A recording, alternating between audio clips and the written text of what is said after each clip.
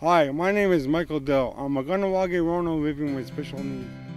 When I was interviewed, I had an idea for a show for people from Ganawage living with disabilities. Today is the start of that show, Walk in My World. Often, people with disabilities lead sheltered lives, and their interactions are limited to caregivers and family members. I hope this show will bring you awareness of these people, their families, their lives, and their dreams for the future. We are here today to interview Joni Montour, a person with muscular dystrophy. Welcome, Joni, and thank you for joining us. Nyawa. There are many different kinds of muscular dystrophy. Which one is it that you have? The one that I have is called facioscapular humeral muscular dystrophy, and that disease attacks specific muscles in your back, like the deltoid muscle, and that's the muscle to help you hold up your arms. And the other one is in your hip, so that can affect your walking. But the thing with this disability is that it's a very funny kind of disease, because you can go through your whole life with having very, very mild symptoms, or you can be very young and you can start having those symptoms right away. When did you first find out that you would have muscular dystrophy? I believe it was when I was a young child, maybe around 8 or 9 years old. My older brother, they didn't know what was wrong with him, and they found out that he had this disability. So what happened was we all had to go to the Montreal Children's Hospital, and we all had to be tested. And that's where my mother knew that some of us in the family had been affected. She never really came out and said to me, "Joni, you have this." I think I knew because of the way I was built. I was very, very, very thin. And also my bones in my back, where your scapula is, there was like a winging, and that's one of the symptoms of this disease. So that's when I always kind of knew when I was growing up that I had this, but it wasn't something that we talked about in our family very much. There was a lot of shame, and almost to the point where you were embarrassed, or we were embarrassed about having this disability. So we didn't really talk about it too much. What was it like when you were growing up? Well, when I was growing up, I knew that I was not as strong like other kids. There's things that I like to do. I could run, I could play, I could do, basically everything that a lot of other kids did. But there was, I noticed I wasn't as fast as other people. The fact that my older brother also had it, that was difficult for us too, because we were ashamed, and I think we were almost targeted or labeled as that family that had that, that weak disease. Or so it was hard, it was a situation where we had to just accept it. My mother had always told us that, she more or less told us that you just have to go on with your life, and this is the way you are, and you have to just do the best that you can, and don't feel sorry for yourself. So that's basically what we all did. There was my brother, and then there was myself. So we just did what we had to do, and we didn't, we tried our best. How does it affect your daily life? Well, I have certain limitations. There's certain things that I can do and can't do. It has progressed through my life, and now it is extremely difficult for me to walk. I went from, having a limp to using a cane, and now I use a walker. So that helps me to get around. If I have to go shopping where it's in a mall or something, I will use a wheelchair, because I don't want to get trampled on if I was using my walker. So that's what I do now. In terms of other challenges, I mean, everything that I do is a challenge, just from getting up in the morning, because I wear a brace on my right leg, and that's what helps keep my leg working. As soon as I get out of bed, I have to put on this brace. Otherwise, I won't be able to walk. It'll be very, very difficult, and it'll take me a long, long time just to walk from my bedroom to the bathroom. So I use that, and everything is difficult, from taking a shower to walking to doing anything in the house. But what I do is I keep doing everything. I cook. I love to bake. I do laundry. I've had to make modifications to my home in order for me to be able to keep my independence to a certain extent. I can still drive, but if I do go anywhere, I have to have somebody come with me. I work here at Community Services, and they've been very accommodating to me, but in the winter time, that's when it's hard.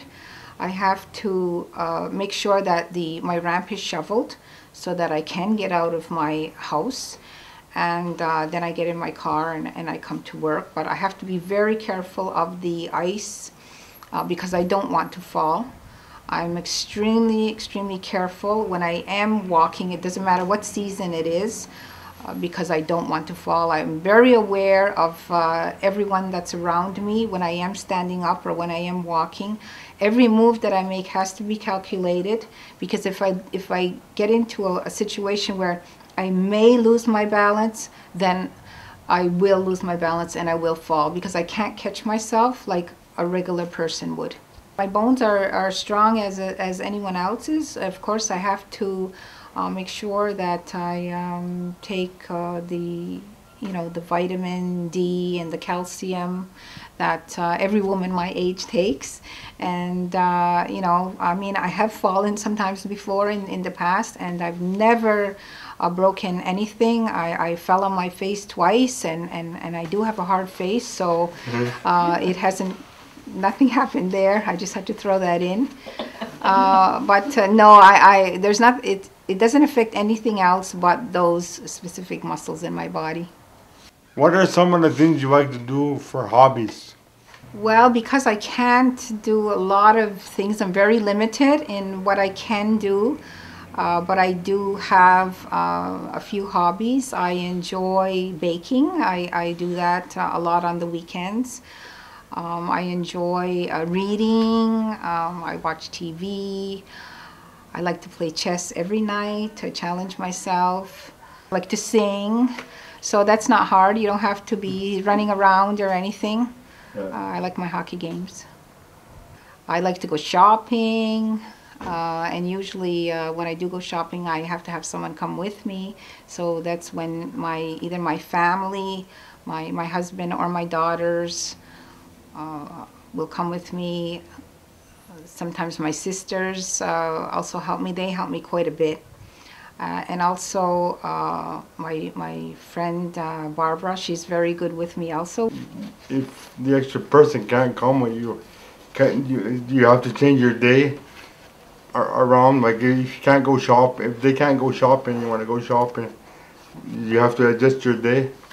Most definitely, because I can't go by myself, because somebody has to be there to take out the wheelchair. Usually, I guess I am very lucky, because I do have the support from family and my friends to go different places. I know with other people in the community that do have disabilities, that's one area where it's really, really hard for them because they can't get out anywhere. We don't have resources here in the community to help someone, let's say, to go shopping, let's say someone who is in a wheelchair to go shopping. Mm-hmm. So for me, I'm very lucky that if somebody can't come with me and I have to stay home, well, that's, it's okay. It's not a big deal. But usually I'm able to find someone to come with me. So for every average Kahnawake runner that's going to be watching this interview, they don't have to worry about any extra cost because they're part of mainstream society, but I'm sure you have to worry about extra costs. Can you explain about the extra costs? Well, definitely, you have to, first of all, if you look at my home, I've had to make modifications to my home just for me to get in it. I've had to have a ramp built. Once you come into my home, I have to have a specialized bathroom so that I am able to take a shower and use the bathroom. Also, I had a one level down into where I had a laundry room, and I had to modify that in order for me to get into my laundry room. So now that is modified. Just getting into any building, it can be a challenge. Ramps, you know, they have to be specific. We have, I mean, it's wonderful that we do have a lot of places here in the community that do have ramps, but I find some of them are very, very steep. So it's very scary. Even though I can walk up them, I usually have someone behind me because just in case, because the ramp is not made to code. So all these things cost extra money. Even my car that I had to buy myself, I had to get like an SUV because it's easier for me to get out of than if I had a regular car. And I think one of the things that I can't do that I would really like to do is just go outside and just go around in my yard or go down and visit somebody without having to use my car. And you know, other people can just walk. You know, they just go outside and they just walk, they take their bike or whatever. And for me, I hopefully one day I can get one of those motorized scooters so that I can just go outside and get some fresh air. But it is, you know, it is more of a financial cost when you have a physical disability. You have to make sure that the doors are a certain width. You have to make sure that,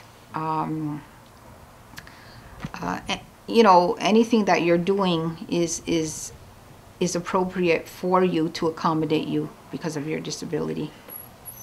What are some of the resources that you make use of in the community? Well, I'm very fortunate that I've been able to access some of the resources. I was able to access some funding through the Mohawk Council, through the RAP program for disabilities. They were able to give me some funding so that I could modify my home. Part of it went into modifying part of my bathroom, and also part of it went into modifying part of my ramp. Also, I've accessed Dewa Duni Zakta. They have also a program there for disabilities. I was able to use their French, to take a French course or French tutoring, because they do have that service available. I also have used, very limited though, the resources at the Cattery Memorial Hospital in their physio and occupational therapy department. Physiotherapy for exercising and occupational therapy to get any, like right now I use a walker, so I was able to get that through them. But I also am followed by the Montreal Neurological Institute, and I go there at least once a year, where I have a doctor over there that follows me. And also I see a physiotherapist, and I have an occupational therapist, and they're the ones that have been very helpful in helping me to know what type of resources there are outside of the community where I can go and buy certain things that are for me. Like right now I have a brace that I wear on my right leg, and I can't wear regular shoes. I have to wear shoes that are either a D width or a shoe that's bigger than my feet so that I can fit the brace in there. The Neuro too, they've given me the ability to be able to get my own wheelchair now, so that sits in my car. When I go over anywhere, I can take it out. I don't have to worry about going into the mall and renting a wheelchair. So that's basically the resources that I do use right now, and I'm very grateful to be able to have that. And I hope that, you know, someday that we will have more for people with physical disabilities. What would you say for average Kahnawake Rono that gets up every day and takes things for granted? that doesn't have a disability like you, but they take things for granted. I can go to the mall, I can go to the movies, and they take it for granted. Well, that's a you know, some days I think it is frustrating for me. You know, sometimes when you see people who are physically healthy and they don't take care of themselves, they could be more healthier. You know, I think everybody has to do the best that they have with what they got. Yeah. You know, I have this disability. It's part of my life. I accept it, and I do the best that I can. And I'm very fortunate to say that I do have a good quality of life. I have a wonderful family. I have my own home. I have a great job that I enjoy doing.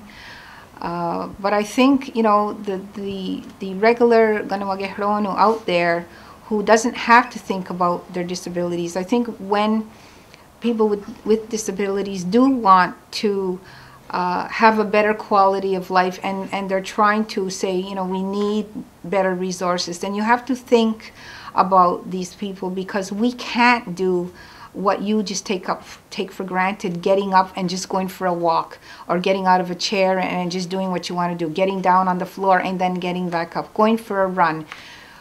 You know, anything like that is something that we can't do. So, you know, when you're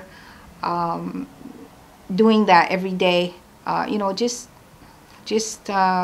be grateful that you can do those things. What are your plans for the future? Well, I'm the type of person that is very stubborn. I usually just keep going. I want to continue working for many more years. I still consider myself young, and you know, I want to be as independent as I can be. I should exercise more, and that's one of my goals that I'm really going to try and work on, because that's one of the things that can help me, is that if I keep doing exercises, then it will strengthen my body. I can never be like a normal, regular person, but the physiotherapy has given me some exercises that I can do. I want to just, you know, continue living a good quality of life. That's basically what I strive for. Well, thank you for joining us today, Joni. I'm sure you've really opened up the community's eyes, and good luck with the rest of your work. Okay, Nyawa. If you have comments or questions, you can email us at walkinmyworld@yahoo.com. Ona.